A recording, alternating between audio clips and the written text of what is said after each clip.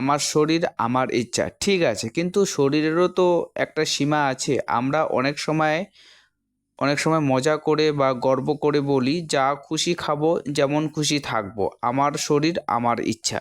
কথাটা ভুল না, নিজের জীবন নিজের সিদ্ধান্ত, কিন্তু একটা সত্যি কথা হলো শরীর চুপচাপ অনেক কিছু সহ্য করে, কিন্তু সারা জীবন সহ্য করে না। প্রতিদিন জাঙ্ক ফুড, সফট ড্রিঙ্ক, বেশি তেল চিনি, রাত জাগা, হাঁটা চলা না করা, এসবের প্রভাব একদিনে বোঝা যায় না। তাই আমরা ভাবি কিছুই তো হচ্ছে না, কিন্তু শরীর ভেতরে ভেতরে ঠিকই হিসাব রাখে। আজ যে খাবারটা মজা লাগছে, কাল সেটাই ওজন বাড়াতে পারে। আজ যে অলসতাটা আরাম মনে হচ্ছে, কাল সেটাই হাঁপিয়ে ওঠা, শরীর ব্যথা, ফ্যাটি লিভার, ডায়াবেটিস বা প্রেশারের কারণ হতে পারে। ওজন বেশি হওয়া শুধু দেখতে কেমন লাগছে সেই বিষয় না, এটা শরীরের ভেতরের স্বাস্থ্যের বিষয়। নিজেকে ভালোবাসা মানে সবসময় নিজের ইচ্ছা মতো খাওয়া না, নিজেকে ভালোবাসা মানে নিজের শরীরের যত্ন নেওয়া।